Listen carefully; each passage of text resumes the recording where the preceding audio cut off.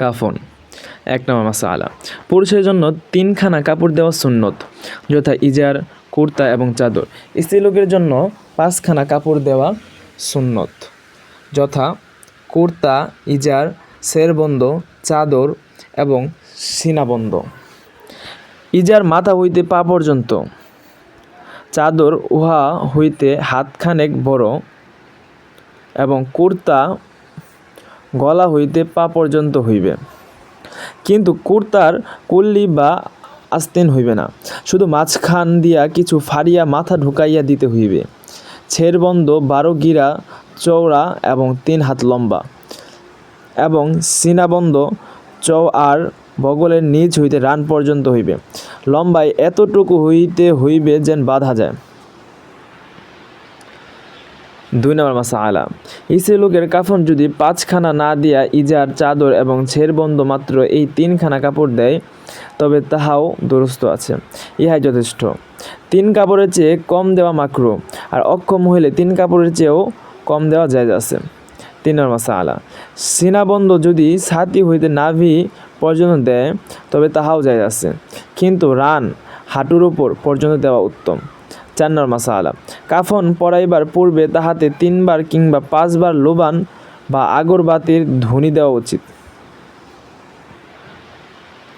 5 নম্বর মাসআলা, কাফন পরাইবার নিয়ম। খাটলির উপর সর্বপ্রথমে নিচে চাদর, তাহার উপর ইজার, তাহার উপর কুর্তার নিচের পাট বিছাইবে, উপরের পাট গুছাইয়া মাথার কাছে রাখিয়া মুর্দাকে গোসলের পানি মুছাইয়া 1খানা কাপড় দ্বারা ঢাকিয়া আস্তে আনিয়া কাফনের উপর চিত করিয়া শুয়াইবে এবং কুর্তা পরাইয়া দিবে। তারপর যদি পুরুষ হয় তবে শুধু ইজার এবং চাদর লেপটাইয়া দিবে, আর যদি মেয়ে লোক হয় তবে তাহার চুলগুলি 2 ভাগ করিয়া ডানে বামে কুর্তার উপর দিয়া বুকের উপর রাখিয়া দিবে এবং ছেরবন্দ দ্বারা মাথা ঢাকিয়া ওই 2 ভাগ চুলের উপর 2 দিকে ছেরবন্দের কাপড়খানা রাখিয়া দিবে। এই কাপড়ে গিরাও দিবে না, পেঁচাইবেও না। তারপর ইজার বের বাম পার্শ্ব মুর্দার বাম পাশে আগে উঠাইবে এবং ডান পার্শ্বে পরে উঠাইয়া তাহার উপর রাখিবে। তারপর ছিনাবন্ধ দ্বারা ছিনা পেঁচাইয়া দিবে, তারপর চাদর পেঁচাইয়া দিবে। বাম পার্শ্ব নিচে এবং ডান পার্শ্ব উপরে থাকিবে। তারপর একটা সুতা দ্বারা কাফনের পায়ের দিক, একটা সুতা দ্বারা মাথার দিক বাঁধিয়া দিবে এবং কোনো কিছুর দ্বারা কোমরের দিকে এক বাঁধ দিলে ভালো হয়, যাহাতে কবরস্থানে লইয়া যাইবার সময় খুলিয়া না যায়। কবরে রাখিয়া এই সব বাঁধ খুলিয়া দিবে। 6 নম্বর মাসআলা, সিনাবন্ধ যদি ছেরবন্দের পর ইজার পেঁচাইবার আগে বাঁধিয়া দেয়, তাহাও জায়েজ আছে। কুর্তার উপর বা সব কাফনের উপর দেওয়াও জায়েজ। 7 নম্বর মাসআলা, মুর্দা মেয়ে লোক হইলে মেয়ে মহলে এই পর্যন্তই কাজ হইবে। তারপর পুরুষ দিককে ডাকিয়া তাহাদের